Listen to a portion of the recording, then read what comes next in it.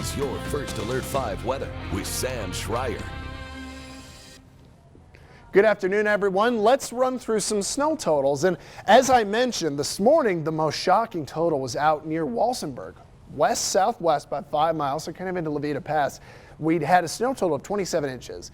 Turns out, National Weather Service did some digging that was probably accidentally overestimated by the observer, kind of clearing their board too much and not adding up correctly. So they tried, and that's okay.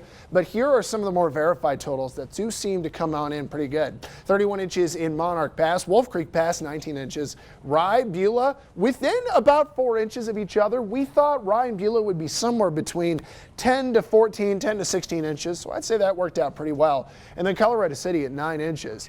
To be honest, most of our snow totals ended up panning out very close to what we had. Manitou was 6 inches, so was Peterson Air Force Base.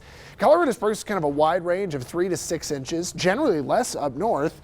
And the Pueblo Reservoir had about 4 inches, which is what what Monument got, and actually about what Black Forest and Falcon got.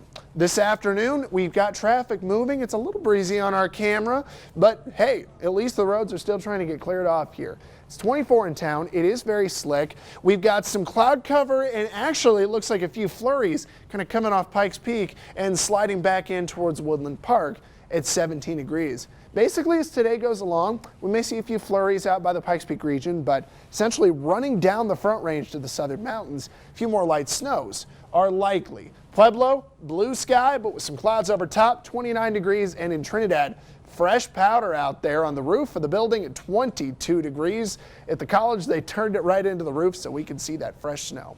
24 degrees in Colorado Springs, 29 in Pueblo, 30s there out east, and it is 17 in Woodland Park.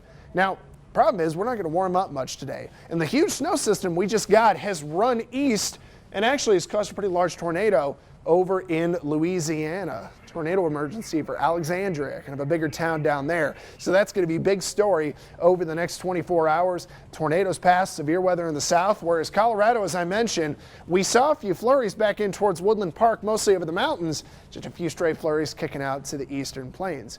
I would say the bigger story through the rest of the day is just some mountain snow drifting south across our southern mountains, and then how cold it will be tonight. Temperatures falling into the single digits, and yes, some negatives by tomorrow morning. -9 in Westcliff, -16 in Alamosa. We will probably be weather alert tomorrow in the morning just because of how cold it'll be. But after that, we dry out, we warm up, and we get some sun. So go ahead and don't worry about washing the car for a few days. We got to melt stuff down. Pueblo, cold, 0 for the overnight low. If we snuck to -1, it wouldn't shock me. And then we get into the 50s, and yeah, we're going 60s over the weekend with Hanukkah starting up on Sunday, so please keep that in mind. We've got Canyon City looking like 40s and 50s over the extended forecast. Can't rule out a flurry through the afternoon here, but mostly dry. Cold tonight with a low of 6. And then we're going to go to Woodland Park, where over towards Pikes Peak, we actually have a little snow going on right now. Can't rule out some light snow flurries through the rest of the day. Cold tonight at -1, and 40s with warmer air through the course of the weekend.